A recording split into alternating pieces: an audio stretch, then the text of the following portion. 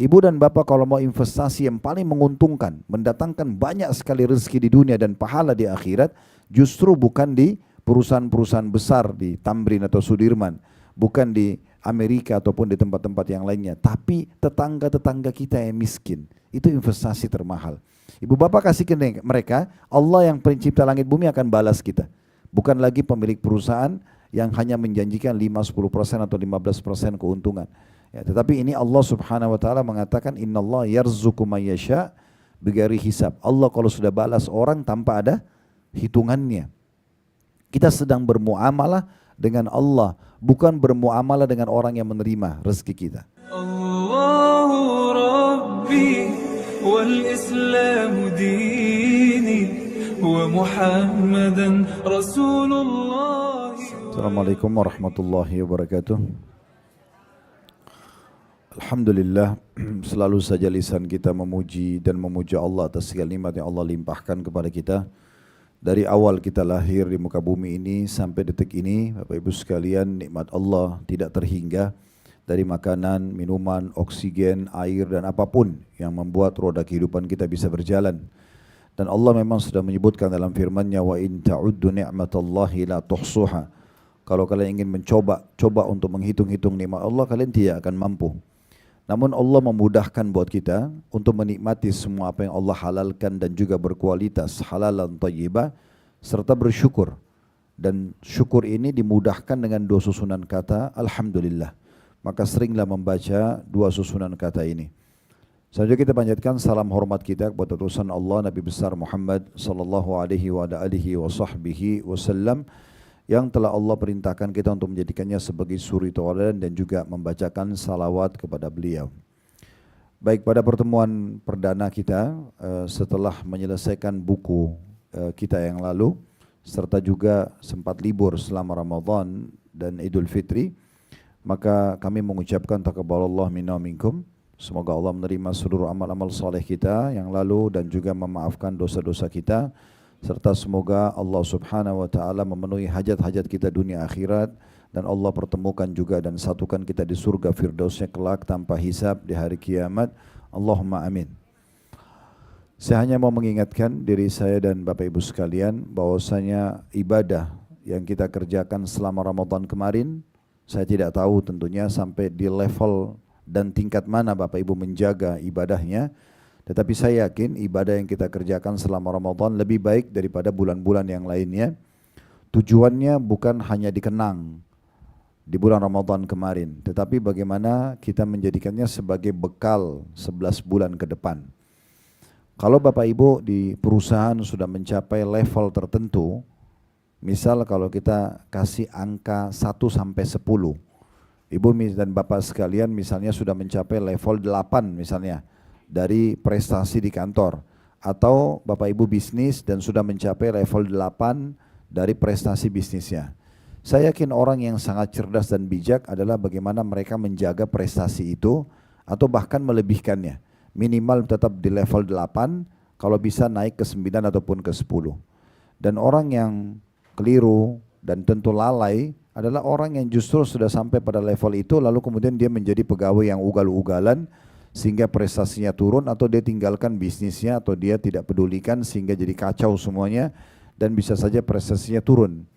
Nah, ini rasional orang yang di Ramadan kemarin rajin sekali ibadah, puasa, sholat malam, baca Quran dan segala macam yang dia sudah kerjakan, mungkin umroh, mungkin sedekah. Lalu kemudian sekarang setelah Idul Fitri kendor, kemudian ditinggalkan semuanya. Ini sayang sekali. Kenapa? Karena persepsi yang salah. Mereka anggap Ramadan itu adalah bulan memang untuk beribadah, hanya sekedar setoran kewajiban kepada Allah dan bukan sebagai bekal persiapan 11 bulan ke depan. Jadi siang ini saya mengajak Bapak Ibu sekalian memperbaiki persepsi kita itu. Bahwasanya Ramadan bukan hanya sekedar untuk rame-rame mengerjakan ibadah, seremoni, ataupun kita cuma mau tes-tes ibadah, testimoni saja, tetapi tujuannya adalah kita ikuti pelatihan. Jadi sangat sayang ya kalau ada orang sudah ikut pelatihan bahasa Inggris, bahasa Arab misalnya, kemudian tidak pernah praktekin ilmunya. Kan sayang sekali. Jadi jadilah sosok-sosok muslim yang setelah Idul Fitri justru dia mengatakan Alhamdulillah tepat sasaran. Alhamdulillah sekarang saya siap untuk memperbanyak ibadah kepada Allah Subhanahu wa taala, meninggalkan pelanggaran-pelanggaran agama supaya saya lebih dekat dengan Allah selama 11 bulan ke depan. Ramadan akan datang, kita tingkatkan lagi kualitas dan kuantitasnya untuk bekal 11 bulan lagi ke depan selama ajal belum datang sampai nanti kita bertemu dengan Allah, pahalanya sempurna. Dan jangan menjadi seperti sosok muslim yang rame-rame pas Idul Fitri, lisannya bilang Alhamdulillah, tapi Alhamdulillah tanda kutip seperti orang yang lepas dari penjara ibadah menurut dia. Alhamdulillah tidak lagi puasa, tidak lagi sholat malam, tidak lagi ini dan itu, bahkan sudah boleh melakukan pelanggaran-pelanggaran agama. Nah ini keliru, sayang sekali. Makanya Ka'ab berkata sahabat Nabi, man shama Ramadan, siapa yang berpuasa Ramadan gitu ya, wa huwa yuhaddithu nafsahu annahu ba'da an shama Ramadan an la ya'si rabbahu dakhala jannata bighairi mas'alatin wala hisab. Siapa yang puasa Ramadan dan berhasil menyelesaikannya, kayak kita sekarang selesai, ajal kita belum datang, lalu dia bertekad dalam dirinya tidak akan lagi mau bermaksiat setelah Ramadan, maka dipastikan pada saat meninggal dunia mereka pasti akan masuk surga tanpa masalah dan tanpa hisab. Wa man shama Ramadan wa huwa yuhaddits nafsahu annahu ba'da Ramadan an ya'si rabbahu fa inna saumahu alaihi mardud. Dan siapa yang berpuasa Ramadan tapi dia bertekad setelah Ramadan untuk kembali berbuat maksiat kepada Tuhannya, maka berarti puasanya tertolak. Kalau kita mau lihat amal kita diterima sama Allah atau tidak Bapak Ibu sekalian, lihat setelah kita kerjakan amal itu apakah kita lanjutkan amal yang lain. Kalau kita mendapatkan taufik dari Allah, kita dimudahkan untuk mengerjakan ibadah setelah ibadah sebelumnya, maka berarti ibadah yang sebelumnya diterima. Itu perkataan Ibnu Rajab rahimahullah. Beliau mengatakan tanda diterimanya amal seseorang adalah dia berbuat amal kebaikan setelahnya. Dan tanda ditolaknya amal seseorang, dia mengerjakan setelah ketaatan kemaksiatan kepada Allah. Jadi ini semua tolok ukur yang harus kita jadikan pegangan. Sudah berapa puluh tahun Bapak Ibu lewatin Ramadan dan pelajaran apa yang sudah diambil. Sayang sekali kalau kita ikutin arus, semua orang lagi kendor imannya, kita juga ikut kendor iman kita. Atau rame-rame mendowngrade imannya, amal solehnya. Ini sayang sekali. Karena seperti tadi orang yang sudah sampai pada prestasi tertentu lalu ditinggalkan prestasinya. Ini kurang lebih peringatan yang kami ingin sampaikan diri kami dan juga Bapak Ibu sekalian, agar Ramadan kemarin betul-betul mumpung masih suasana Syawal, masih suasana Lebaran, ya, walaupun kita sudah lewat 2 pekan kurang lebih ya dari bulan Syawal, tapi 1 Syawal kemarin adalah Idul Fitri dan kita masih di bulannya. Makanya tepat sekali kita memperingatkan diri kita masing-masing dan berprinsip atau mengambil sebuah prinsip kalau saya akan menjadi orang yang lebih baik 11 bulan ke depan, dan Ramadan akan datang kita tingkatkan lagi sampai kita bertemu dengan Allah, semua sudah maksimal. Baik, kesempatan ini sebagai ganti buku kita yang kemarin sudah selesai, sekarang kita akan bahas judul buku Keajaiban Sedekah dan Istighfar. Di situ ada tulisan kanker ganas sembuh lewat sedekah, sungguh ajaib. Dan di situ ada juga selain sedekah ada singgungan tentang masalah istighfar. Dan ini ditulis oleh Hasan bin Ahmad bin Hasan Hammam. Dan buku ini saya melihat buku yang paling lengkap sebatas ilmu saya yang membahas tentang masalah sedekah dan istighfar. Dan kalau seseorang bisa menggabungkan 2 perbuatan amal soleh ini, maka insya Allah akan menutupi banyak kekurangan-kekurangan dalam hidupnya. Dia rutin bersedekah dan juga dia rutin beristighfar kepada Allah Subhanahu wa taala. Seperti biasa saya ingatkan kembali, kalau Bapak Ibu punya buku, maka yang pertama dilihat daftar isinya. Berapa kali saya ingatkan itu ya. Karena daftar isi ini meringkas kepada kita apa isinya buku itu.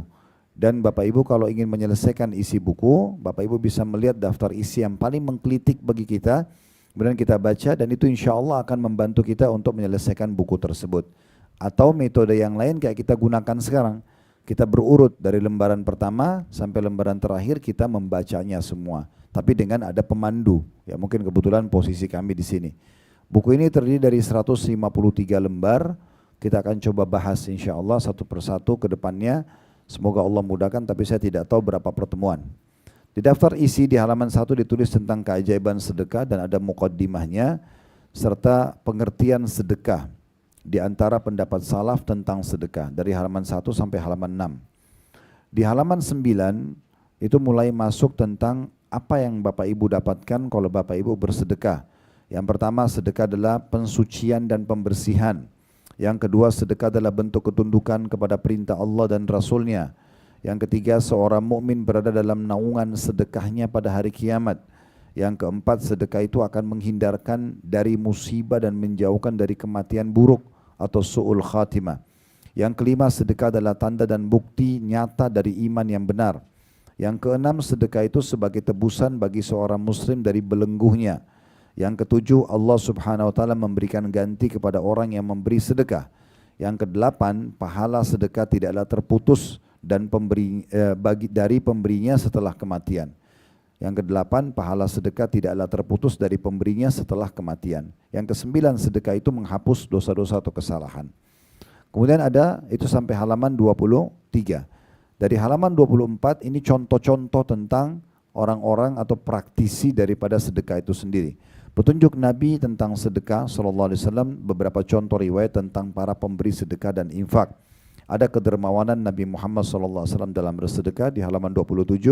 Kemudian ada infak Abu Bakar As-Siddiq halaman 32, ada infak Utsman bin Affan 34, infak Ibnu Umar 36, infak Ummul Mukminin Aisyah radhiyallahu anhum ajma'in 38, infak Ummul Mukminin Zainab binti Jahash 40, infak Abu Dahda halaman 41 dan infak Abu Talha halaman 43. Ini semua nanti isinya kisah-kisah. Kemudian ada halaman 46 berobat dengan sedekah. Ya, artinya banyak penyakit dan permasalahan bisa selesai dengan sedekah, nanti akan kita bahas di babnya insyaAllah. Kemudian kisah-kisah nyata tentang berobat dengan sedekah. Dari mulai halaman 49 sampai 65. Mengobati luka nanah dengan sedekah, sedekah penyebab sembuhnya seorang ibu.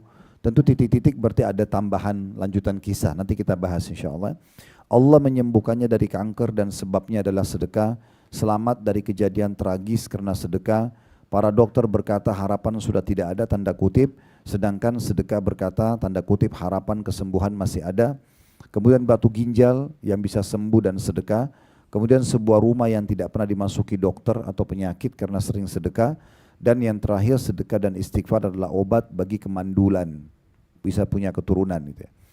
Setelah sampai halaman 65-nya kita pindah dari halaman 69, itu bahasan berbeda yaitu masalah istighfar. Berisi dari halaman 73 muqaddimahnya, kemudian pengertian istighfar, hakikat istighfar itu sendiri dan sebab-sebabnya, istighfar, sifat istimewa orang-orang mukmin, perkataan salaf tentang istighfar, lafaz-lafaz istighfar, kemudian sejenak bersama penghulu istighfar. Lalu ada kondisi dan waktu-waktu dianjurkan istighfar, setelah sholat atau setelah menyelesaikan ibadah, istighfar di akhir malam, pada penutupan majlis, memohon ampunan bagi orang-orang yang meninggal. Kemudian ada istighfarnya malaikat, ada istighfar para nabi-nabi, ada istighfar Nabi Muhammad SAW, lalu ada manifestasi dan buah istighfar. Kemudian istighfar adalah penunaian titah Allah, istighfar termasuk sebab rezeki, istighfar adalah sebab masuk surga, istighfar adalah sebab dihapuskannya dosa, istighfar mencegah hukuman dan azab sebelum keduanya terjadi, istighfar adalah sebab diangkatnya derajat seseorang setelah meninggal, istighfar adalah sebab disucikan hati, istighfar adalah sebab memperoleh anak, istighfar adalah sebab menikmati kesehatan dan kekuatan. Terakhir, kabar gembira bagi para wanita diisi dengan kisah-kisah istighfar. Al-Hasan Basri dan istighfarnya, sedekah dan istighfar penyembuh kemandulan, istighfar dan keberkahan rezeki, emosi dan amarah istri reda karena istighfar, siapa yang lebih benar perkataannya daripada Allah, kemudian tukang roti dan istighfar, serta istighfar dan gempa. Nah, semua ini nanti akan menjadi bahasan kita ke depannya Bapak Ibu sekalian. Baik, kita akan coba masuk langsung di halaman 5 ya, di masalah pengertian sedekah itu sendiri.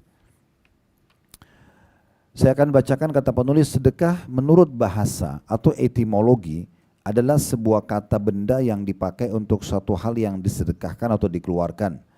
Kata tersebut diambil dari unsur huruf shad, dal dan qaf, dan dari unsur as-sidq. Diambilnya kata sedekah karena sedekah itu menunjukkan kepada kebenaran penghambaan kepada Allah. Al-Jurjani berkata, seorang penulis kamus, Sedekah adalah sebuah pemberian yang diharapkan ganjarannya dari Allah Subhanahu wa taala.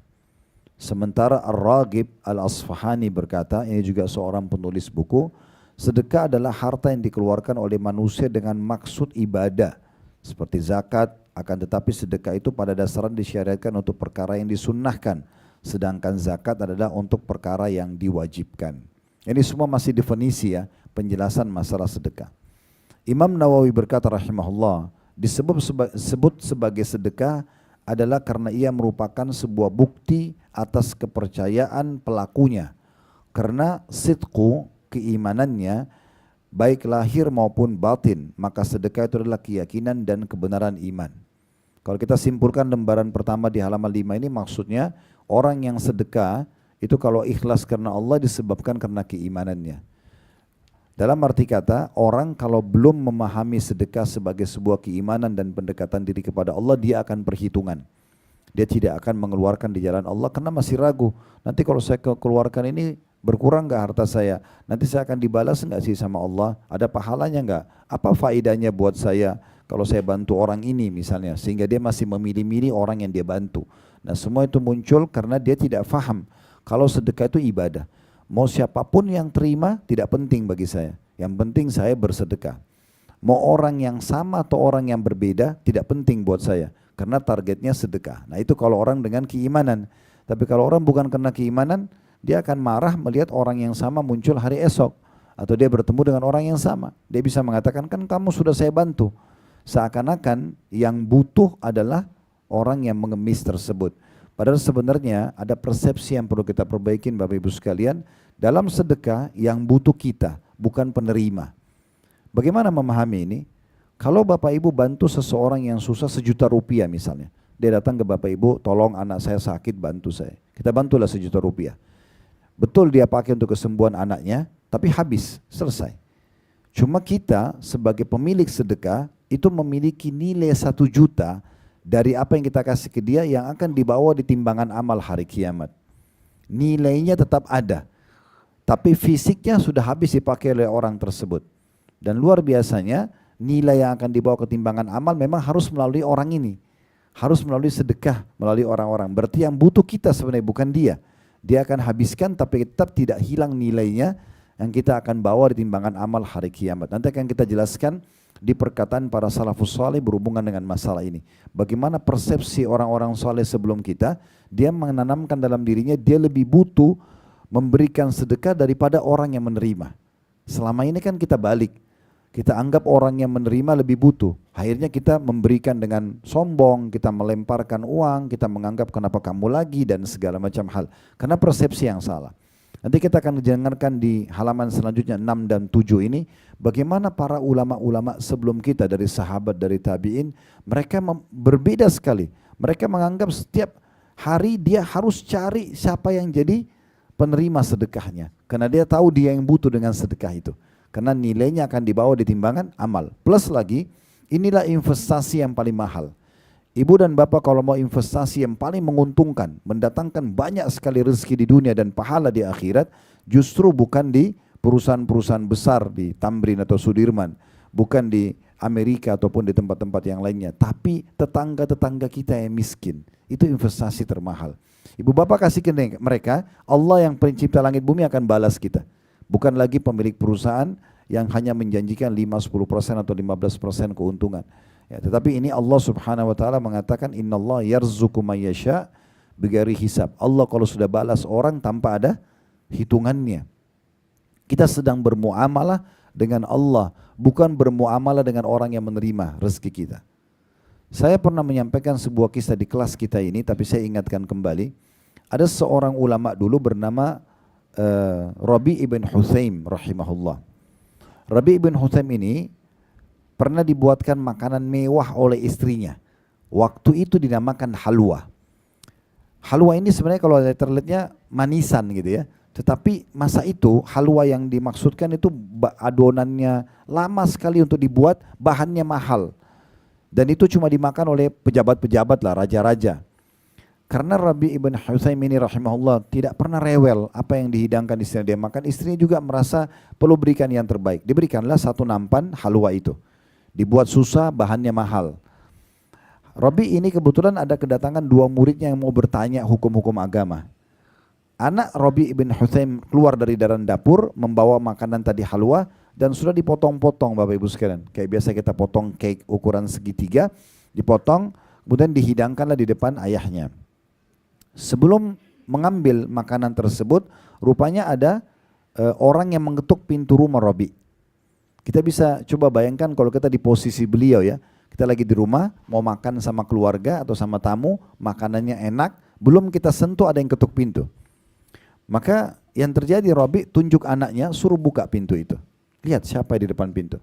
Begitu dibuka ternyata depan pintu Bapak Ibu sekalian bukan orang biasa, bukan tamu juga yang dikenal, tapi seorang yang gila. Seorang gila datang lalu kasih isyarat mulutnya minta makan. Rabi ibn Huthaim rahimahullah mengambil satu keputusan yang mungkin jarang terlintas di benak kita. Dia tunjuk anaknya suruh datang, suruh ambil halwah ini. Makanan mewah ini kasih ke orang gila itu. Maka anaknya datang, diambil nampan tersebut dibawa ke orang gila. Niatnya si anak ini mau ngambil satu potong kasih ke orang gila. Tapi orang gila ini begitu lihat makanan dia tidak tahu nilainya, diambil semua nampannya dimakan semuanya. Sampai habis. Setelah habis, piringnya dilempar lalu dia pergi. Enggak terima kasih, kan orang gila. Yang terjadi Bapak Ibu sekalian, anak Rabi ibn Huthaim yang membawa makanan tadi, ngambil nampan itu, dia sedikit jengkel sama orang gila ini, tutup pintu dia kembali ke ayahnya. Lalu dia mengatakan, wahai ayah, ayahnya Rabi yang merupakan tokoh kita ini. Dia mengatakan, wahai ayah, tadi itu yang minta-minta orang gila. Dia tidak tahu nilai makanan yang kita kasih. Garis bawah ini ya. Dia tidak tahu nilai makanan yang kita kasih, dia orang gila. Kalau tadi Anda suruh saya ke dapur ambil makanan apa saja, mau kurma, mau roti gandum, mungkin dia makan. Bagi orang gila yang penting laparnya hilang. Kenapa harus halwa? Kenapa harus makanan mewah ini yang ibuku buat susah, setengah mati, bahannya mahal, buatnya susah gitu. Maka Rabi ibn Huthaim mengajarkan kepada anaknya sekaligus buat kita semua bagaimana prinsip sedekah dalam Islam. Dia mengatakan, wahai anakku, kalau seandainya orang gila itu tidak tahu nilainya, Allah tahu nilainya. Jadi tidak penting siapa yang terima, karena Allah yang nilai. Orang yang terima nggak usah dilihat, mau kita kenal atau tidak kenal, mau dia terima kasih atau tidak. Kalau orang karena Allah nggak penting, yang penting sudah sampai sedekah kita kan gitu. Lalu dia membacakan firman Allah, lan tanalul birra hatta tunfiqu mimma tuhibbun. Kalian tidak akan pernah mendapatkan maksimal balasan daripada pahala sedekah kalian sampai kalian infakkan yang paling kalian cintai. Bapak Ibu kalau mau maksimal mendapatkan pahala, ini sebagai contoh. Masuk ke satu restoran, kita beli makanan. Anggaplah kita makan misalnya satu porsi 200 ribu, 250 ribu satu orang misal. Sudah sangat mewah. Bapak Ibu beli porsi yang sama kasih tukang parkirnya. Kasih orang miskin jalan. Itu berarti bersedekah sejumlah senilai yang kita nikmati. Kita pernah beli baju mahal, kita beli baju yang mahal sama kita berikan kepada orang lain. Ini puncak daripada sedekah itu. Karena kita mengeluarkan seperti apa yang kita rasakan. Ini sebuah poin mungkin tidak mudah untuk dilakukan. Tetapi kalau Bapak Ibu mau masuk dalam kategori orang yang maksimal mendapatkan pahalanya, dia keluarkan yang terbaik. Karena Allah berfirman tadi dibacakan oleh Rabi untuk anaknya, lan tanalul birra hatta tunfiqu mimma tuhibbun. Kalian tidak akan merasakan besarnya maksimalnya balasan pahala sampai kalian mengeluarkan apa yang kalian paling paling sukai. Makanya Nabi Muhammad SAW itu gemar sekali dengan sedekah. Di Ramadan kayak kemarin, itu kalau di masa Nabi Muhammad SAW kata sahabat Nabi, kami temukan Nabi SAW ajwadun nas, orang yang paling dermawan. Wa kana ajwad ma yakun fi Ramadan, dan lebih dermawan lagi di bulan Ramadan. Bahkan Nabi dalam bersedekah lebih cepat daripada angin yang berhembus. Puncak daripada Bapak Ibu dermawan, ya sedekah, tidak menolak siapapun yang minta. Ini berat memang. Tapi ini akan bisa kita lalui kalau kita sudah fahami darilah ibadah, dan justru puncaknya nggak pernah nolak orang yang minta. Orang yang sama atau bukan orang yang sama. Kecuali memang dalam satu keadaan kita tahu orang ini akan melakukan kemaksiatan. Misal uang itu akan dipakai judi, akan dipakai zina. Tapi kalau tidak, maka nggak usah gerutu, kasih saja. Tidak usah lihat siapa yang terima, tapi yang penting kita sudah berhasil sedekah di hari itu. Bayangkan Bapak Ibu sekalian, kalau sedekah yang kita keluarkan atau ibadah yang kita kerjakan adalah ibadah terakhir kita. Dari mana kita tahu itu adalah terakhir setelah itu kita meninggal? Maka kita tutup dengan kebaikan, husnul khatimah. Apalagi nanti Bapak Ibu akan kaget membaca, mendengarkan dari buku kita ini, bagaimana kelebihan dan keutamaan orang yang sedekah. Banyaknya penyakit sembuh, banyaknya permasalahan yang selesai, itu justru dengan sedekah. Sampai Ibnu Abbas radhiyallahu anhu, sahabat Nabi, mengatakan, saya kalau menemukan ada hajat saya kepada Allah belum diterima, maka saya sengaja keluar mencari orang miskin untuk bersedekah. Jadi mereka yang keluar mencari, bukan lagi mereka menunggu orang yang datang minta. Kalau Bapak Ibu persepsinya masih, ya siapa yang minta saya kasih. Beda sekali dengan orang yang dia yang cari dan merasa butuh kepada sedekah tersebut. Kalau Bapak Ibu tinggal di satu komplek yang mewah, keluar langsung masuk tol, langsung turun di kantor atau di mall, kemudian kapan mau sedekahnya ini? Betul memang ada cara-cara lain ya, seperti misalnya kita transfer ke yayasan misal, contoh, atau mungkin kita kasih tukang parkir, oke lah. Tetapi untuk mendapatkan peluang tetangga-tetangga yang susah di sebelah, atau orang yang dorong gerobak di pinggir jalan, ataupun jual bakso atau mie ayam atau gorengan, itu kapan kita bisa memberikan kepada mereka, kan gitu. Jadi kitanya harus memahami kalau kita membutuhkan itu, Bapak Ibu sekalian. Makanya dalam satu riwayat yang sahih disebutkan, Nabi SAW pernah diantarkan kepada beliau kurma yang baru dipanen berkeranjang-keranjang, banyak sekali. Dan beliau belum menyentuh satu butir pun, sementara kurma itu sangat ranum, matangnya pas gitu. Maka pada saat itu ada Nabi SAW baru terima, diberikan oleh sahabat Nabi sebagai hadiah, kemudian ada orang datang minta. Nabi SAW sedekah, langsung kasih karena sudah hak Nabi. Tapi Nabi itu bukan ngambil sekilo atau berapa butir kurma dikasih, sekeranjang-keranjang ambil gitu. Cara memberinya begitu, ya langsung dikasih sampai habis semua. Sementara Nabi belum icipi satu pun dari butir kurma itu. Ternyata masih ada orang yang datang minta. Nah, waktu orang yang datang minta Bapak Ibu sekalian, Nabi SAW sudah tidak punya. Maka beliau terlihat raut wajahnya sedih. Sahabat beliau sekaligus mertua beliau Umar bin Khattab di sebelah beliau mengatakan, ya Rasulullah, Allah tidak bebankan Anda di atas kemampuan Anda. Tadi Anda sudah bantu semua orang, kenapa harus Anda merasa sedih? Tapi Nabi diam aja. Nabi sedih kenapa? Karena masih ada orang minta tidak bisa dikasih. Sementara puncak kedermawanan memberi semua orang yang minta. Maka Ali bin Abi Thalib di sebelah Umar bin Khattab yang merupakan sahabat Nabi, tapi di sini posisinya sebagai anak mantu Nabi, korek kantongnya rupanya masih ada 3 dirham uang. Kecil sekali, dia mengatakan, ya Rasulullah ini sisa uang saya sedekah di tempat yang Anda mau. Maka Nabi senyum lebar, Nabi langsung kasih ke orang tersebut sambil mengucapkan kata-kata yang harus jadi pegangan setiap orang muslim. Dia mengatakan, Nabi SAW mengatakan apa? Bihadza umirtu, beginilah aku diperintahkan. Maksudnya tidak pernah nolak orang yang minta, selama dia butuh pasti dia minta. Kalau dia sudah tidak butuh nggak mungkin. Sekarang Bapak Ibu saya tanya yang sudah Allah bukain rezeki, apakah Anda masih mau buka pintu minta-minta? Anda sudah tidak mau, pasti Anda malu karena sudah punya income dan merasa tidak perlu. Untuk apa sih? Cuma minta ini dan itu. Kalau perlu kita yang memberikan gitu. Jadi kalau ada orang yang minta berarti dia masih butuh. Orang yang mengamen di pinggir jalan, orang yang mengemis, kadang-kadang syaitan mengajak kita negosiasi ya. Itu mungkin masih sehat, masih bisa kerja, itu mungkin itu anak pinjaman, itu pura-pura. Ini semua bisikan syaitan. Dari mana Bapak Ibu tahu kalau dia masih bisa kerja? Mungkin dia sudah melamar gak diterima. Orang sekarang sarjana aja banyak gak diterima kerja, apalagi kalau pengangguran, gitu kan? Orang yang ngamen itu, saya yakin itu bukan profesinya sebagai penyanyi. Saya sangat yakin. Mereka nyanyi karena mau makan. Terbukti ibu kalau dan bapak kasih uang dia berhenti nyanyi. Kan itu. Walaupun baru 1 potong 2 potong kata, karena bagi dia duitnya dapat dia bisa makan kan begitu. Dan itu berarti bukan profesi. Beda kalau profesinya ini kan itu ada hukum tersendiri. Tapi kalau orang yang butuh makan. Ibu bapak masih lihat ada orang kelihatan susah pakaiannya di pinggir jalan. Kalau beli gorengan atau beli apa, enggak usah nawar lagi itu. Udah 1.000 rupiah masih 2.000 masih ditawar. Kan ini agak unik. Kalau perlu kasih uang lebih. Nah itu semua ciri-ciri kedermawanan. Dan perlu digaris bawah ya, agama Islam agama dermawan. Islam sangat memerangi sifat pelit, lawan daripada dermawan. Bahkan dimasukkan dalam kategori dosa besar. Kategori dosa besar. Imam Az-Zahabi rahimahullah masukkan dalam dosa besar beliau itu adalah pelit.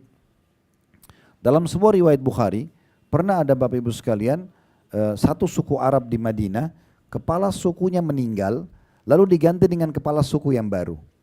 Ada beberapa anggota sukunya datang ke masjid Nabi dan Nabi SAW tanya, siapa pimpinan kalian sekarang? Mereka sebut nama, si Fulan. Lalu Nabi tanya, bagaimana orang itu? Mereka bilang orangnya tampan, orangnya bersih, orang yang berwibawa, ya, orangnya kaya, tapi sayangnya pelit. Ini kata anggota sukunya. Lalu kata Nabi SAW apa? Penyakit jiwa apa yang lebih buruk daripada pelit? Kalau orang sudah perhitungan untuk dirinya dan orang lain, Bapak Ibu sekalian, orang ini tidak akan bahagia hidup. Dan dia akan penuh dengan kecurigaan. Karena takut barangnya hilang, makanannya hilang. Bahkan yang berbahaya, pelit sama orang-orang terdekatnya. Sama anaknya, sama suaminya, sama istrinya. Misalnya ibu pulang rumah bawa makanan kesukaan. Begitu ketemu anak, ingat ya, ini makanannya ibu. Ya. Jangan disentuh. Wah, ini luar biasa. Padahal yang sedang diajak ngomong darah dagingnya sendiri. Kadang-kadang marah karena makanan kesukaan di kulkas disentuh sama anak. Walaupun cuma dicuil sedikit, marah. Ini kan agak unik. Ini kenapa sifat bakhilnya? Harusnya dia kasih, dia beli. Dia beli lebih. Ini buat kamu nak ya, ini buat ibu, ini buat ayah. Oke, atau kita makan sama-sama ya. Atau mungkin dia biarkan pembantunya, maaf asisten rumah tangga, sudah menyihidangkan buah. Tapi nggak dikasih, paling nanti bekas-bekas. Akhirnya membuat mereka mencuri makanan dari kulkas, diam-diam ambil makanan kalau majikan sudah tidur, dan seterusnya. Kenapa kita nggak kasih yang terbaik? Sementara apa kata Nabi SAW? Siapapun di antara kalian yang sudah dihidangkan oleh pembantunya, begitu kata Nabi ya, dihidangkan pembantunya, maka kalau bukan dia panggil duduk makan bersama, maka dia sisipkan untuknya, karena dia sudah melihat makanan itu. Dia juga pengen, kan gitu. Kasih orang jangan yang bekas. Saya biasa kalau pulang rumah beli buah-buahan Bapak Ibu sekalian, ini bukan membanggakan diri, bukan cuma berbagi pengalaman. Saya bilang, saya didik istri saya sama anak, itu kita beli apapun itu, pisahkan langsung kasih duluan dulu. Yang bantu kita di rumah, kasih mereka dan sendiri masih dalam boxnya kita buka, kita berikan mereka dahulu, baru sisanya buat kami. Maka itu membuat mereka lebih betah kerja sama kami, mereka merasa dimanusiakan dan seterusnya. Dibandingkan orang yang harus tunggu habis bekas, kemudian dikasih kepada mereka. Mereka juga manusia. Kalau mereka baik ekonominya kayak kita, kira-kira mau jadi asisten rumah tangga? Gak bakal mau, kan gitu. Berarti kan keadaan yang membuat mereka seperti itu. Kita muliakan mereka bagian daripada syariat Allah Subhanahu wa ta'ala. Jadi hati-hati sekali Bapak Ibu sekalian ya. Dan ada kalau lihat dalam surah Muhammad itu juga disebutkan ayat Al-Quran tentang ancaman orang-orang yang pelit ya. Dan cukup banyak hadis-hadis Nabi SAW berbicara masalah itu. Maka buku ini akan memberikan kita banyak sekali ide-ide dan membuka wacana kita dan memperbaiki persepsi kita selama ini yang keliru. Jadi Islam adalah agama dermawan, puncak daripada kedermawanan itu adalah orang tidak menolak siapapun yang meminta, dia berusaha memberikan apa yang dia mampu dan juga dia tidak perhitungan apa yang dia keluarkan. Karena Nabi SAW mengatakan kepada Asma binti Abi Bakar radhiyallahu anha, la tuqi fayukillahu alaiki, jangan kau perhitungan di jalan Allah, maka Allah juga akan perhitungan denganmu. Orang ini 20.000 saja, orang ini 50.000 saja. Dia perhitungan, maka Allah juga akan perhitungan dengannya. Tapi orang kalau sudah ya dia royal sama orang, maka pastikan Allah juga akan royal dengan dia. Pernah saya sampaikan sebuah prinsip dasar, kalau Bapak Ibu ingin orang lain loyal dengan kita, kita harus royal dengan dia. Royalitas mendatangkan loyalitas. Umum. Suami istri mau saling cinta, memang orang harus saling memberi. Kalau suami istri aja saling pelit, bagaimana caranya bisa nggak langgeng rumah tangganya, kan gitu? Atau teman sama teman, atasan sama bawahan, pemimpin sama masyarakat, memang harus royal, maka akan memunculkan loyalitas. Ya, orang akan peduli dan perhatian dengan kita. Tidak ada orang teman-teman tidak suka kalau diberi. Oleh karena itu orang yang memberi, kata Nabi SAW, tangan di atas lebih boleh daripada tangan di bawah. Jadi kita selalu memberi. Baik, sekarang kita coba dengar di halaman 6 dan halaman 7, ini perkataan ulama-ulama salaf tentang kedermawanan dan sedekah. Pertama dari Umar bin Khattab radhiyallahu anhu di halaman 6, beliau berkata, sungguhnya amal itu saling berbangga-bangga diri, lalu sedekah berkata kepada amal-amal lain, saya adalah yang paling baik di antara kalian. Maksudnya di sini adalah Umar bin Khattab ingin menyampaikan pesan amal yang paling baik sedekah. Karena tadi sudah disinggung, kalau sedekah itu dalam definisi pengertian sedekah tadi itu tanda keimanan seperti sirq, kejujuran, kebenaran dalam iman. Karena orang mau membantu, mau memberikan yang maksimal, itu kalau dia sudah punya keimanan. Kalau selama belum punya keimanan atau masih tipis imannya, dia akan selalu perhitungan dan ragu, takut. Ya, bagaimana nanti dia susah untuk sedekah. Dan seingat saya di kelas kita ini pernah kita bahas Al-Baqarah lengkap ya. Waktu itu surah Al-Baqarah surah nomor 2 ayat 261 sampai 274. Masih ingat gak? Allahu alam. Gak ingat. Nanti kita baca habis ini ya. Untuk mengingat kembali setelah saya sampaikan perkataan-perkataan para salaf. Karena bahasan kita hanya sampai sini pada pertemuan sekarang ya. Nanti kedepannya kita baru bahas tentang pahala sedekah dan buahnya. Tapi kita akan kuatkan perkataan salaf ini dengan nanti kita akan baca kembali Al-Baqarah. Bapak Ibu nanti bisa buka aplikasi Al-Quran di handphonenya dari ayat 261 sampai 274. Tapi itu nanti sebentar. Saya akan baca dulu sekarang perkataan para salaf ini. Jadi kembali lagi Umar bin Khattab berkata, sesungguhnya amal itu saling berbangga-bangga diri, lalu sedekah berkata, saya adalah yang paling baik di antara kalian. Kemudian Abdul Aziz bin Umair rahimahullah berkata, salat itu akan menyampaikan dirimu setengah perjalanan. Puasa menyampaikan dirimu pada pintu sang raja Allah subhanahu wa ta'ala. Sedangkan sedekah menyampaikan dirimu ke hadapan raja tersebut. Jadi ini kita bisa lihat bagaimana mereka memposisikan sedekah sangat luar biasa.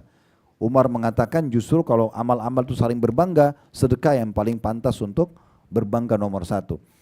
Abdul Aziz mengatakan salat menyampaikan kau setengah perjalanan kepada Allah. Puasa sampai ke pintu sang raja, sedekah menghadapkan kamu di depan raja, depan Allah subhanahu wa ta'ala. Ibnu Abil Ja'ad rahimahullah, seorang yang lain juga saleh berkata, sesungguhnya sedekah itu benar-benar menghilangkan 70 pintu keburukan. Kalau Bapak Ibu sedekah dengan ikhlas, apapun itu, makanan, minuman atau yang lainnya, itu bisa menyelamatkan kita dari 70 pintu masalah.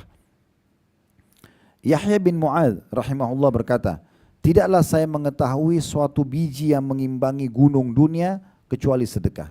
Maksudnya tidak ada amal yang langsung dijanjikan dengan sedikit tapi pahalanya bergunung-gunung seperti sedekah. Sedikit dikeluarin pahalanya gunung-gunung, balasannya begitu. Ini semua masih perkataan para salaf ya.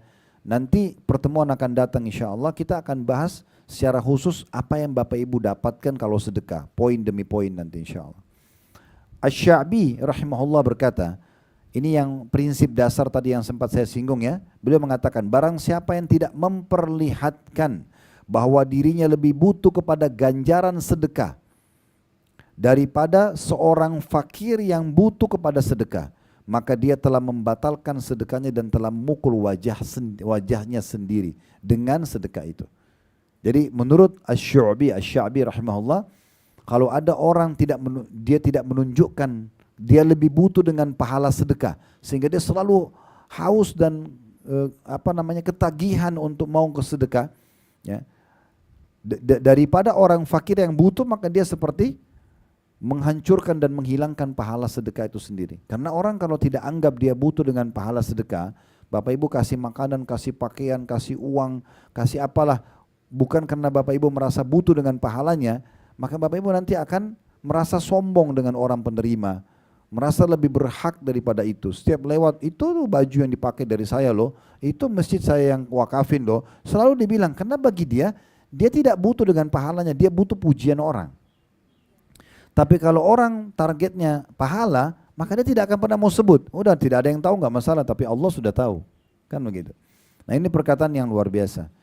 Lebih dalam lagi Bapak Ibu sekalian, perhatikan di halaman 7. Al-Laits ibn Sa'ad rahimahullah berkata, ini tolong digarisbawahi baik-baik. Dia mengatakan, barang siapa yang telah mengambil dariku satu sedekah atau hadiah. Jadi kalau dia bungkus hadiah, dia siapin untuk sedekah, ada yang terima, dia bilang barang siapa yang telah mengambil dariku satu sedekah atau hadiah, maka hak dirinya atas diriku adalah lebih besar daripada hak diriku atas dirinya. Karena dia telah menerima apa yang telah aku korbankan kepada Allah. Maksudnya apa? Kalau saya siapin sedekah, saya keluar, saya cari ada orang yang mau nerima, maka dia lebih berhak untuk saya hormati daripada dia menghormati saya. Karena dia telah menerima apa yang nanti ditimbangan amal saya. Nah gitu. Coba persepsinya ya. Jadi pemahaman kita yang harus kita perbaiki Bapak Ibu sekalian. Selama ini kita selalu menganggap penerima yang butuh. Ini yang selalu membuat kita membatasi pemberian kita. Kita juga menghina orang. Kita kadang-kadang menolak. itu terjadi. Tapi kalau kita anggap kita yang butuh, maka kita akan mengejar dia. Kalau perlu yang pernah kerabat yang pernah kita bantu, kok kamu sudah nggak pernah nanya saya lagi ya? Kamu butuh nggak bantuan? Nah, ini pernah terjadi nggak? Nggak pernah, gitu kan? Karena persepsinya. Kita bahkan bersyukur, alhamdulillah dia sudah tidak telepon lagi, gitu ya. Padahal sebenarnya kita justru merasa harus butuh. Ini orang selama ini minta bantuan kok sekarang sudah enggak? Masih hidup kah, meninggal kah, mungkin dia ada masalah baru kah, gitu ya. Karena fahami baik-baik Bapak Ibu sekalian, kalau orang itu sudah terpenuhi, dia enggak akan minta. Kecuali 1-2% dari manusia mungkin ada penyakit jiwa, sudah kaya raya tapi masih ngemis sama orang, itu aneh. Orang pasti lebih jaga wibawa dan nama baiknya gitu ya. Enggak mungkin dia mau mengemis gitu. Kemudian lebih dalam lagi, perhatikan perkataan setelahnya, Fudail bin Iyad rahimahullah. Ini seorang ulama yang sangat terkenal dengan kesolehannya. Dia pernah berkata kepada orang-orang yang menerima sedekahnya. Jadi dia kasih orang itu terima sedekahnya. Apa yang dia bilang sama orang-orang itu? Mereka, dia tunjuk orang-orang yang sudah ambil sedekahnya, membawa perbekalan-perbekalan kita menuju akhirat tanpa upah sedikit pun, hingga mereka meletakkannya di atas timbangan di hadapan Allah. Ini persepsi yang luar biasa. Ada orang dikasih sedekah, lalu dia bilang, lihat orang-orang ini membawa bekal kami ke timbangan amal tanpa diupah. Bagaimana memahami ini Bapak Ibu sekalian? Sementara kan kita kasih duit, karena bagi dia uang yang dikasih, saya kasih 1 juta rupiah dipakai untuk pengobatan anak, kebutuhan, habis. Tapi 1 juta ini melalui dialah dibawa ke timbangan amal, nanti memberatkan timbangan amal untuk masuk ke surga. Jadi itu yang dilihat. Yang kita lihat sedekah kita yang dibawa dan harus melalui mereka-mereka ini. Tanpa penerima gimana caranya sampai ke akhirat, kan gitu. Nah ini persepsi yang tadi saya bilang, ini luar biasa. Bagaimana senangnya dia pada saat orang-orang menerima sedekahnya. Kita tutup dengan beberapa statement di sini, tapi ini statement yang menarik dari Ali bin Abi Thalib radhiyallahu anhu yang harus kita faham. Kalau Bapak Ibu dibukakan rezeki, yang saya tahu insya Allah sini Bapak Ibu masya Allah sudah dibukakan rezeki, ya. Maka perhatikan poin ini Bapak Ibu sekalian ya. Ali bin Abi Thalib berkata, barang siapa yang telah diberikan suatu harta oleh Allah, maka hendaklah ia menyambung kekerabatan dengannya. Jangan lupa kerabat-kerabat kita, saudara, tante, paman, ponakan, bantu mereka. Ya, ini hak mereka ada dari harta itu, bukan punya kita sendiri. Kemudian memperindah jamuan buat tamu. Kalau dulu kita cuma bisa teh hangat sama kue misalnya kering, sekarang udah ada lebih. Kita bisa belikan lontong sayur, belikan makanan main course, apalah. Ada lagi lebih, kita ajak lagi makanan yang lebih, beri lagi makanan lebih bagus gitu ya. Nah itu salah satu hal yang harus diperhatikan kalau punya harta. Plus lagi yang ketiga, menolong seseorang yang membutuhkan. Berarti menolong di sini Bapak Ibu sekalian, bisa orang datang minta, bisa kita yang cari. Nah sekarang coba pindah ke satu level. Kalau selama ini Bapak Ibu nunggu orang minta, cari siapa yang butuh. Cari informasi di media yayasan mana yang punya butuh. Sekarang teman-teman kita di Gaza itu butuh sekali bantuan. Alhamdulillah kita bersyukur kita berada di negara yang pemerintah kita dukung. Ini luar biasa. Ini poin yang luar biasa. Sampai Pak Prabowo sekarang mau menampung 1.000 orang pengungsi Gaza, ini luar biasa ini. Sementara banyak dunia yang diam gitu ya. Kita masih bisa. Jadi kita warga Indonesia bisa jihad dengan harta. Kita nggak bisa dengan fisik, karena fisik itu harus izin pemerintah untuk ke sana. Dan tidak mungkin. Tapi Allah bilang tentang jihad, berjihad dengan harta dan jiwa. Kita bisa dengan harta kita, nyumbang. Kita lagi nonton apa di media, biasanya muncul tuh, yayasan apa. Sumbang, gitu kan. Beri kepada mereka, bantu. Ini penting sekali. Kami kadang-kadang kalau berangkat juga umrah, saya coba telepon teman-teman di Palestina. Ada kebetulan Dr. Amjad, beliau mengajar di Masjid Aqsa. Biasanya kami kalau buat umroh plus Aqsa sebelum ada kejadian Gaza, kami biasa ketemu. Dan beliau punya hotel juga dekat Masjid Aqsa. Punya yayasan sosial resmi. Saya telepon, bisa nggak ketemu di Mekah? Ketemu, saya ajak semua jemaah ini yayasan langsung nih, resmi. Dan mereka betul-betul terjun di Gaza, ngantar makanan langsung dan segala macam. Ini perlu kita lakukan, apalagi pemerintah mendukung. Basnas pun sudah membuka untuk bantuan, dan ini semua ini termasuk ya, membantu orang yang membutuhkan. Kalau mereka sih orang Palestina sekarang ini luar biasa. Kalau saya melihat sudah wajib untuk setiap muslim membantu. Bukan pilihan lagi, karena memang mereka butuh. Mereka kelaparan, mereka sakit, mereka lagi dijajah. Bukan hanya dijajah, lagi dibunuh. Setiap hari tidak ada keamanan bagi mereka. Berita terakhir itu yang saya dapat dari teman-teman di sana, itu tentara Israel sekarang kalau sudah ada yang kumpul aja, Yang kumpul untuk menerima makanan itu dibom. Sehingga makin tidak bisa menerima makanan pun tidak bisa sama sekali. Ini berarti tinggal tunggu mati, udah kelaparan, tidak ada keamanan, diserang dan seterusnya. Kemudian membebaskan tawanan. Nah ini kalau ada tawanan-tawanan muslim kita bisa tebus dengan harta kita. Ibnu Samil, orang terputus jalan. Kayak orang datang dari Surabaya ke Jakarta, misalnya dia pakai kereta terus dirampok di jalan misalnya ya. Kemudian dia mau pulang Surabaya nggak ada biayanya. Nah, ini salah satu contohnya gitu. Kemudian orang-orang fakir miskin. Kalau fakir itu Bu dan Bapak sekalian orang yang tidak tahu orang yang tidak tahu mau makan apa hari ini apalagi besok. Orang yang susah sekali. Kalau orang miskin itu punya income tapi tidak cukup. Itu semua masuk dalam kategori yang perlu dibantu. Para mujahidin, ya teman-teman kita di Palestina juga masuk dalamnya. Dan dia bersabar. Nah itu tadi yang orang-orang yang harus kita libatkan dalam harta kita ya. Kerabat kita dan seterusnya.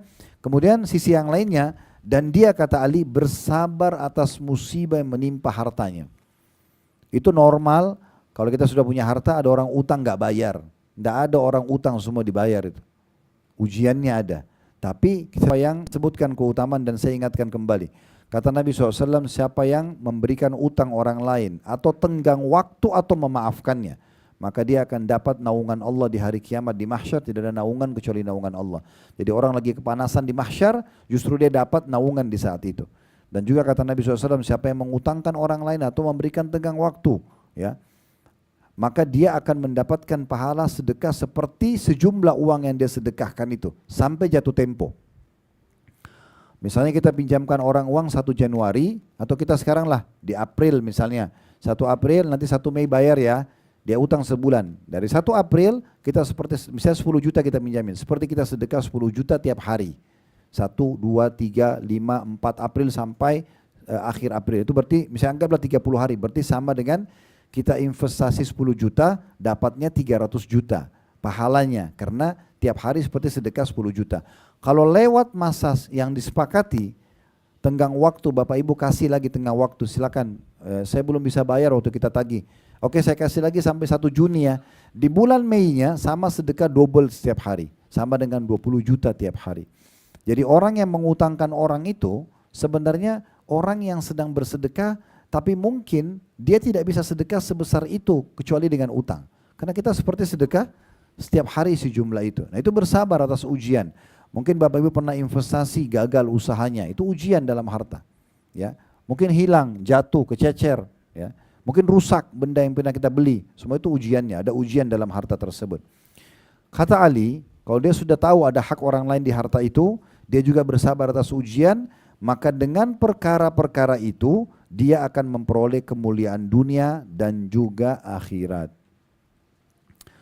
Ini mungkin statement terakhir dari salah satu salaf kita yang disebutkan namanya. Tapi nanti akan ada tambahan dengan statement yang tidak disebut nama. Abi Hatim berkata, bakhil itu, pelit, perhitungan adalah sebuah pohon di neraka. Sedang ranting-rantingnya ada di dunia. Maka barang siapa yang bergelantungan pada salah satu dari ranting-rantingnya itu, niscaya ia akan menjerumuskannya ke dalam neraka. Jadi bakhil itu pohon di neraka, rantingnya di dunia. Orang yang pegang rantingnya dibawa ke neraka. Kemudian dikatakan sebagaimana kedermawanan itu adalah sebuah pohon di surga, di mana ranting-rantingnya berada di dunia. Dan barang siapa yang bergelantungan pada salah satu ranting-rantingnya itu, niscaya ia akan membawanya ke surga. Dan surga itu tempatnya orang-orang dermawan. Nah, itu ya. Jadi kadang-kadang mungkin sholat malam kita kurang, ibadah kita kurang. Tapi kalau sedekah kita lancar, itu sangat membantu. Ya. Kita tidak bicara ibadah wajib ya. Jangan Bapak Ibu nggak sholat 5 waktu lalu sedekah anggap itu bisa membantu. Karena yang wajib harus didahulukan. Tapi amal-amal yang lain bisa sangat terbantukan dengan sedekah. Sebagai penutup di bahasan kita kesempatan ini, yaitu perkataan penulis mengatakan apabila salah seorang dari orang-orang soleh didatangi oleh orang fakir, seraya meminta sedekah kepada mereka, maka orang soleh itu berkata, selamat datang wahai orang yang hadir untuk membawakan pembekalan kami kepada Rob kami. Ini ciri orang-orang soleh dan soleha. Kalau orang miskin datang mereka senyum, mereka bilang selamat datang. Maksudnya ayo silakan terima dari saya, apa yang kau mau saya bantu, saya bantu. Ya orang-orang yang akan membawa perbekalan kami kepada Tuhan kami. Nah itu statementnya. Dan yang dimaksud dengan perbekalan di sini adalah berupa kebajikan atau kebaikan dan amal-amal yang mendekatkan diri kepada keridhaan Allah Subhanahu wa taala. Nah, ini bahasanya Bapak Ibu sekalian. Baik, kita tutup, mungkin kita tambah dengan tadi saya bilang ya, coba kita baca Al-Baqarah, dibuka aplikasi dalam handphonenya atau aplikasi Al-Quran di handphonenya, Al-Baqarah 261 sampai 274. 261 sampai 274, Bu. Sudah? Saya baca ya 261-nya ya. Mathalul ladzina yunfikuna amwalahum fi sabilillahi kamathali habbatin ambatat sab'a sanabila fi kulli sumbulatin mi'atu habba wallahu yudha'ifu liman yasha' wallahu wasi'un alim. Perumpamaan nafkah yang dikeluarkan oleh orang-orang yang menafkahkan hartanya di jalan Allah adalah serupa dengan sebutir benih. Jadi Bapak Ibu nyumbang apapun di jalan Allah seperti sebutir benih yang menumbuhkan 7 bulir. Dan di setiap bulir-bulir ada 100 biji. Jadi satu sedekah, makanan kah, pakaian kah, uang kah, itu seperti satu benih. Dari benih itu ada 7 bulir, setiap bulir ada 100 biji. Itu kan berarti ratusan kali lipat balasannya. Allah melipat gandakan ganjaran bagi siapa yang Dia kehendaki, dan Allah maha luas karunia-Nya dan maha mengetahui. Maksudnya yang suruh kalian untuk sedekah Allah yang maha kaya. Untuk apa ragu? Ayat 262-nya. Alladzina yunfikuna amwalahum fisabilillahi thumma la yutbi'una ma anfaqu mannan wala adan lahum ajrun inda rabbihim wala khaufun 'alaihim wala hum yahzanun. Orang-orang yang menafkahkan harta di jalan Allah, kemudian mereka tidak mengiringi apa yang dinafkahkannya itu dengan menyebut-nyebut pemberiannya. Kamu kan sudah saya bantu, kamu kan begini dan begitu. Syaratnya agar terima maksimal pahala jangan sebut-sebut. Udah selesai, udah bantu orang antara ibu dan bapak sama Allah. Gak perlu sebut-sebut. Plus lagi, dan tidak menyakiti perasaan si penerima. Ini firman Allah ini. Jadi tidak boleh, kamu sudah saya bantu berapa kali nggak tahu diri ya, dan segala macam lah. Bahasa-bahasa seperti ini tidak layak, tidak pantas gitu ya. Orang-orang yang tidak menyebut-nyebut pemberiannya, tidak menyakiti penerima, hati perasaan si penerima, mereka memperoleh pahala di sisi Tuhan mereka. Tidak ada kekhawatiran terhadap mereka dan tidak pula mereka bersedih hati.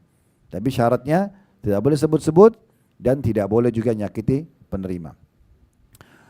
263-nya, qaulun ma'ruf wa maghfiratun khairum min shadaqatin yatba'uha adza wallahu ghaniyyun halim.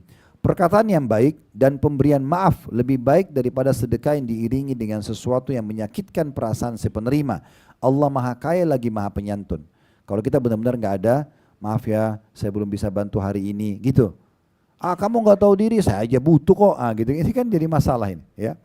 Jadi Allah mengatakan perkataan santun, tidak bisa bantu bilang baik-baik, belum bisa dan segala macam. Itu lebih baik. Apalagi dengan pemberian dengan marah atau dengan emosi, dengan melempar dan seterusnya. 264-nya, ya ayyuhalladzina amanu la tubtilu shadaqatikum bil manni wal adza kalladzi yunfiqu malahu riya'an nasi wa la yu'minu billahi wal yawmil akhir. فَمَثَلُ كَمَثَلِ صَفْوَانٍ عَلَيْهِ تُرَابٌ فَأَصَابَ وَابِلٌ فَتَرَكَهُ صَلْدًا لَا يَقْدِرُونَ عَلَى شَيْءٍ مِّمَّا كَسَبُوا وَاللَّهُ لَا يَهْدِي الْقَوْمَ الْكَافِرِينَ. Hai orang-orang beriman, jangan kamu menghilangkan pahala sedekahmu dengan menyebut-nyebutnya dan menyakiti perasaan si penerima. Lihat berapa kali Allah ulangi ini. Seperti orang yang menafkahkan hartanya karena riya, hanya mau dipuji orang, riya kepada manusia, dan dia tidak beriman kepada Allah dan hari kemudian. Maka perumpamaan orang itu seperti batu licin yang di atasnya ada tanah. Ibu dan bapak bayangkan batu licin ditaruh tanah di atasnya, kemudian batu itu ditimpa hujan yang lebat. Maka menjadilah bersih batu tersebut tanpa tanah. Mereka tidak menguasai sesuatu pun dari apa yang mereka usahakan, dan Allah tidak memberi petunjuk kepada orang-orang yang kafir. Jadi kalau orang riya, orang yang berinfak riya, pamer, menyakiti perasaan orang yang penerima dan seterusnya, ini berarti dia seperti sedekahnya itu seperti pasir di atas batu licin dihantam dengan hujan yang deras sehingga hilanglah semua pasir-pasir tersebut. 265-nya, wa mathalul ladzina yunfikuna amwalahum ibtigha'a mardatillahi wa tathbitan min anfusihim kamathali jannatin birabbatin asaba wabilun fa'atat uqala di'fain fa illam yusibha wabilun fatal wallahu bima ta'maluna basir. Dan perumpamaan orang-orang yang membelanjakan hartanya karena mencari keridhaan Allah dan untuk keteguhan jiwa mereka seperti sebuah kebun yang terletak di daratan tinggi yang disiram oleh hujan lebat. Maka kebun itu menghasilkan buahnya 2 kali lipat.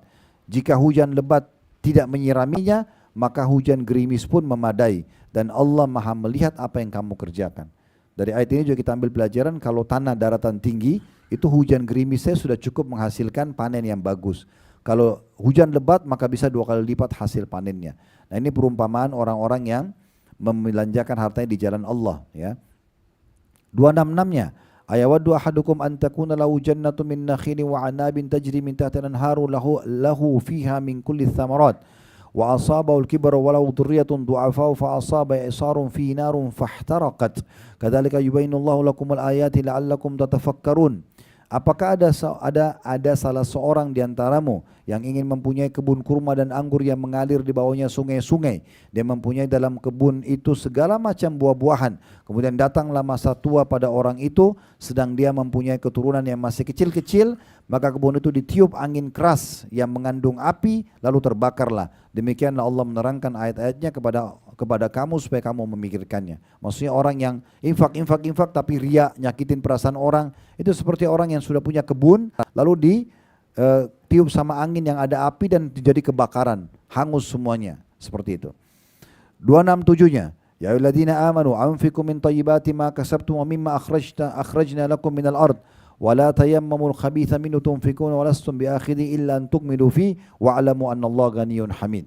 Nah, ini termasuk syarat juga ya yang ketiga. Tadi tidak boleh nyebut-nyebut, tidak boleh nyakiti perasaan penerima. Sekarang yang ketiganya nih, hai orang beriman, nafkahkan hartamu di jalan Allah atau sebagian dari hasil usahamu yang baik-baik.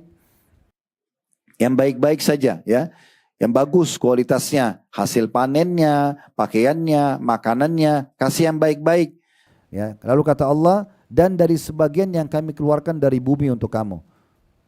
Dan ingat, ini Allah bilang, dan jangan kamu memilih yang buruk-buruk. Hasil panen yang gagal itu baru disedekahkan. Sisa makanan baru disedekahkan. Pakaian sudah robek baru disedekahkan gitu ya. Dan Allah mengatakan, dan jangan kamu memilih yang buruk-buruk lalu kamu menafkahkannya di jalan daripadanya. Padahal kamu sendiri kalau dikasih tadi yang kamu sedekahkan itu, dan padahal kamu sendiri tidak mau mengambilnya melainkan dengan memincingkan mata terhadapnya. Dan ketahuilah bahwa Allah Maha Kaya lagi Maha Terpuji. Di ayat 268-nya ini Allah sebutkan apa sih yang biasa Bapak Ibu sekalian membuat kita ragu-ragu perhitungan, bantu enggak ya, kasih enggak ya, itu syaitan. Semua dari syaitan. Karena memang dia tidak mau kita mendapatkan pahala sedekah, tidak mau mendapatkan balasan ya rezeki yang luas dari Allah. Di ayat 268 Allah bilang itu. Asy-syaitanu ya'idukumul faqra wa ya'murukum bil fahsya wallahu ya'idukum maghfiratan minhu wa fadla wallahu wasi'un alim. Syaitanlah yang menjanjikan atau menakut-nakuti kamu dengan kemiskinan. Jadi kalau kau bantu kau mau makan apa, orang itu masih mampu dan segala macam hal lah. Dan menyuruh kamu berbuat kejahatan. Di sini terjemahan kejahatan dalam kurung kikir, pelit, dianggap satu kriminal atau dosa. Sedangkan Allah menjanjikan untukmu ampunan darinya, maksudnya dengan sedekah itu dan karunia, balasan rezeki. Dan Allah maha luas karunianya, lagi maha mengetahui. Allah itu tidak membalas Bapak Ibu sekalian sepiring makanan dengan sepiring makanan, tidak. Allah tidak membalas 10.000 rupiah dengan 10.000 rupiah, tapi Allah akan balas bighairi hisab, tanpa ada hitung-hitungan lagi. 269, yu'til hikmata man yasha, wa man yu'tal hikmata faqad utiya khairan katsira, wa ma yadhakkaru illa ulul albab. Allah menganugerahkan al-hikmah atau kepahaman yang dalam terhadap Al-Quran dan Sunnah. Maksudnya Allah bisa sentuhkan ini untuk diterima sebagai ilmu dan diamalkan bagi orang yang punya Allah inginkan, Allah pilih dia kepada siapa yang dikehendakinya. Dan barang siapa yang dianugerahi hikmah, dia dengar ilmu agama lalu dia tertarik untuk mempraktikkannya, maka dia telah dianugerahkan karunia yang banyak. Dan hanya orang-orang berakal lah yang dapat mengambil pelajaran dari firman Allah. 270-nya, wa ma anfaqtum min nafaqatin aw nadartum min nadrin fa innallaha ya'lamu wa ma lidh-dhalimina min ansar. Apa saja yang kamu nafkahkan walaupun manusia tidak tahu, mau makanan, minuman, pakaian, tanah, apa saja. Apa saja yang kamu nafkahkan atau apa saja yang kamu nadarkan, maka sungguhnya Allah mengetahuinya. Orang-orang yang berbuat zalim, maksudnya tidak mau mempraktikkan ini, tidak mau bersedekah, tidak ada seorang penolong pun baginya. 271-nya, in tubdus sadaqati fa ni'mahi wa in tukhfuha tu'tuhal fuqara fa huwa khairun lakum wa yukaffiru ankum min sayyi'atikum wallahu bima ta'maluna khabir. Jika kamu menampakkan sedekahmu, Kayak misalnya ada kotak amal di masjid, di pinggir jalan orang miskin, kita nampakkan, kasih kepada orang. Kata Allah, itu baik saja, itu baik sekali kata Allah. Dan jika kamu menyembunyikannya, bila tidak ada yang tahu lalu kita rahasiakan, maka itu jauh lebih baik. Dan Allah akan menghapuskan dengan sedekah itu sebagian kesalahan-kesalahanmu dan Allah mengetahui apa yang kamu kerjakan. 272-nya, laisa 'alaika hudahum walakinna Allah yahdi man yasha. Wa ma tunfiqu min khairin fali anfusikum wa ma tunfiquna illa ibtigha'a wajhillah wa ma tunfiqu min khairin yuwaffa ilaikum wa antum la tudlamun. Bukanlah kewajibanmu menjadikan mereka mendapat petunjuk, hai Muhammad. Maksudnya kalau sudah dengar ayat ini tapi tidak mau juga praktekin, itu bukan di tangan seorang penyampai. Apakah Nabi Muhammad SAW atau para ulama atau dai-dai kecil kayak kami cuma menyampaikan ke Bapak Ibu misalnya, maka itu bukan kewajiban kami ya. Cukup menyampaikan saja. Akan tapi Allah lah yang memberi petunjuk, taufik kepada siapa yang dikehendaki. Kalau ada yang tergerak hatinya mau kerjakan, mau terima, berarti Allah kasih petunjuk pada dia. Dan apa saja harta yang baik yang kamu nafkahkan di jalan Allah, maka pahalanya itu untuk kamu sendiri. Dan janganlah kamu membelanjakan sesuatu melainkan karena mencari keridhaan Allah. Dan apa saja harta yang baik yang kamu nafkahkan, niscaya kamu akan diberi pahalanya dengan cukup, sedang kamu sedikit pun tidak dianiaya. Ayat 273-nya. Ini sampai 274 ya. Ayat 273. Dan ini ayat-ayat yang terpanjang dalam Al-Quran bahas tentang sedekah. 261 Al-Baqarah sampai 274. 273-nya, lil fuqara'il ladzina uhsiru fi sabilillahi la yastati'una darban fil ardi yahsabuhumul jahilu aghniya minat ta'affufi ta'rifuhum bisimahum la yas'aluna an-nasa ilhafa wa ma tunfiqu min khairin fa innallaha bihi alim. Berinfaklah kepada orang-orang fakir yang terikat oleh jihad di jalan Allah. Nah, ini kayak teman-teman kita di Palestina sekarang, mereka tidak dapat berusaha di muka bumi. Mereka lagi dijajah, lagi diserang. Orang-orang yang tidak tahu menyangka mereka adalah orang-orang kaya karena memelihara diri dari meminta-minta. Kamu kenal mereka dengan sifat atau melihat sifat-sifat mereka. Dan mereka tidak meminta kepada orang-orang secara mendesak. Dan apa saja harta yang baik yang kamu nafkahkan jalan Allah, maka sungguhnya Allah maha mengetahui. Di ayat 273 ini Allah menyinggung kita begini Bapak Ibu sekalian. Jangan karena kita lihat tetangga itu tidak pernah minta, keluarga itu tidak pernah minta, tapi sebenarnya kita lihat dari bajunya, dari rumahnya, memang dia susah. Maka Allah bilang, jangan tunggu orang itu minta, justru orang-orang seperti ini yang paling pantas untuk dibantu. Karena mereka tidak membuka pintu mengemis, mereka tidak desak-desak orang. Justru orang seperti ini mulia jiwanya, kita beri kepada mereka. Allah bilang kalian bisa lihat dari ciri-ciri mereka. Dari kulit badannya, dari pakaiannya, dari tempat tinggalnya, jalan kaki, transport, itu bisa dilihat. Maka cukup jadi tolak ukur untuk kita bantu. 274-nya ayat terakhir tentang sedekah ini. Alladzina yunfikuna amwalahum bil-laili wan-nahari sirran wa alaniyatan falahum ajrun 'inda rabbihim wa la khaufun 'alaihim wa la hum yahzanun. Orang-orang yang sibuk menafkahkan hartanya di malam dan siang hari secara tersembunyi dan terang-terangan, maka mereka mendapat pahala di sisi Tuhan mereka. Tidak ada kekhawatiran, maksudnya dari balasan pahalanya, dan juga tidak pula mereka bersedih hati. Maksudnya mereka akan diselamatkan dari segala macam ancaman yang bisa datang bagi mereka di kuburan ataupun di akhirat nanti. Jadi ini ayat-ayat yang saya bilang tadi terpanjang membahas tentang masalah sedekah. Kalau ada benar dari Allah silakan diambil dan diamalkan. Kalau ada salah dari saya mohon dimaafkan dan saya beristighfar kepada Allah Subhanahu wa taala. Subhanakallahumma bihamdika asyhadu an la ilaha illa anta astaghfiruka wa atubu ilaik. Wa sallallahu ala nabiyyina wa habibina Muhammadin wa alihi washabihi wasallam. Wa akhir da'wana alhamdulillahi rabbil alamin. Wassalamu alaikum warahmatullahi wabarakatuh.